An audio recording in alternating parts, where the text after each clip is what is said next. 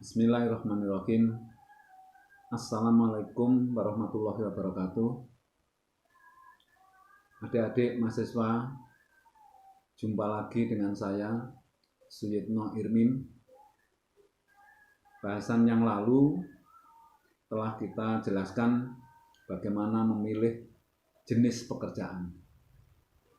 Pertemuan kali ini atau dalam video kali ini saya akan membahas persiapan bekal spiritualitas dalam memasuki dunia kerja.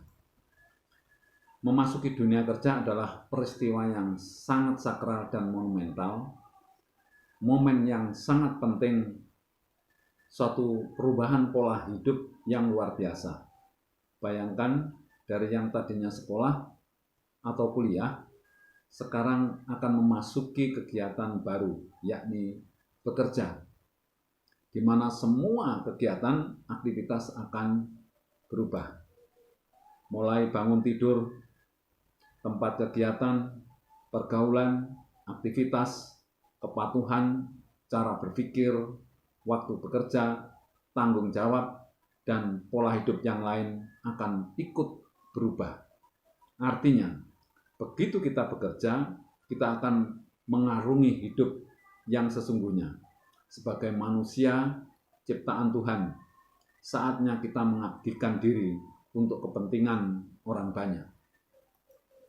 Sering kita lihat pada kenyataan, banyak pegawai dan juga karyawan, bahkan pejabat yang dalam menjalankan tugas tidak sesuai kewajiban yang harus dijalankan.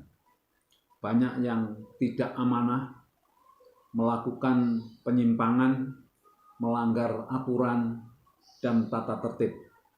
Tidak sedikit pula yang melakukan perbuatan tercela seperti korupsi, kong kali kong, dan berusaha memperkaya diri dengan berbagai cara. Kenapa bisa demikian?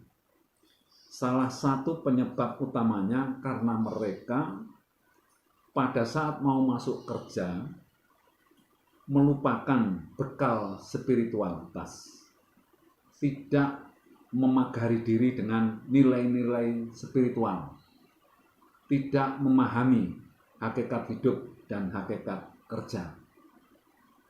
Jika pada awalnya sudah ada bekal spiritual atau spiritualitas, insya Allah langkah, gerak, dan perilakunya akan terkawal oleh nilai-nilai spiritualitas yang diyakininya. Baik, di sini saya akan menjelaskan dulu apa itu bekal spiritualitas. Menurut hemat saya, yang dimaksud spiritualitas adalah kemampuan kita untuk selalu mengkaitkan seluruh kegiatan dan kejadian dengan keberadaan Allah yang Maha Esa. Contoh sederhana, jika ada seseorang mengikuti ujian akhir dan dia lulus dengan baik, maka orang tersebut yakin bahwa tangan Allah ikut mengatur sehingga dia bisa lulus. Bahkan Allah sangat dominan di dalam menentukan kelulusan tersebut.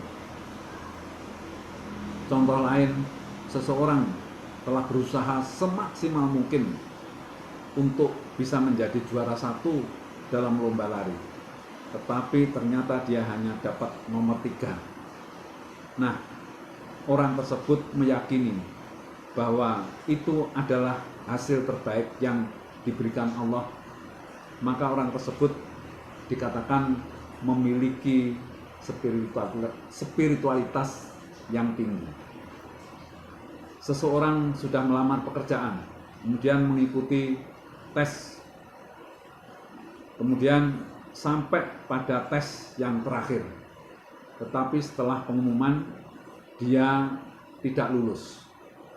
Padahal dia mati-matian sudah berusaha, dia juga tidak kurang dalam hal berdoa, bahkan selama tes atau sebelumnya hampir tidak ketinggalan sholat tahajud.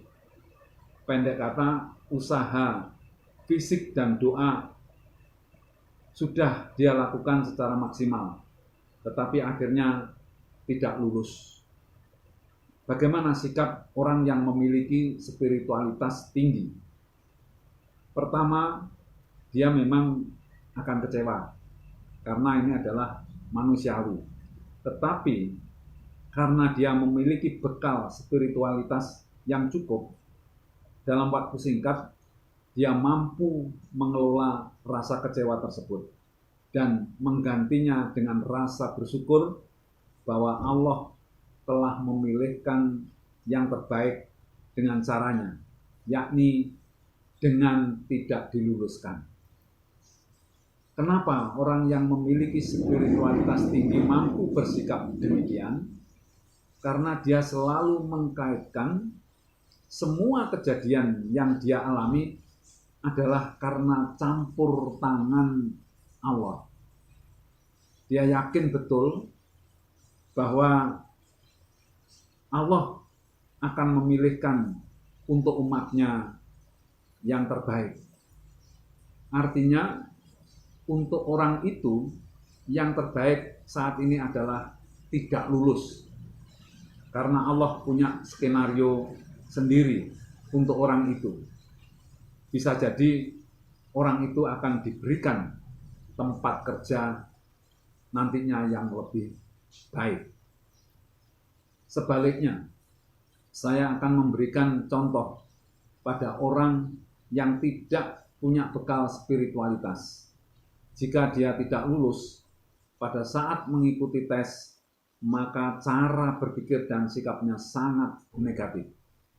Dia akan kecewa berat, bahkan mengarah ke stres, menyalahkan diri sendiri secara berlebihan, kemudian masih mencari-cari kambing hitam, sulit untuk mengontrol diri, marah-marah melulu, putus asa, hidup seperti kiamat, seolah-olah tidak ada masa depan. Kalau kejadiannya demikian, dia akan tersiksa hidupnya. Saya melihat belum banyak pembekalan untuk masuk dunia kerja yang memberikan pembekalan yang terkait dengan spiritualitas. Padahal menurut saya bekal spiritualitas ini sangat penting. Selain nantinya bisa memberikan semangat dalam mencari kerja, kalau sudah dapat tempat kerja, nanti juga akan bekerja dengan sikap dan perilaku yang terpuji.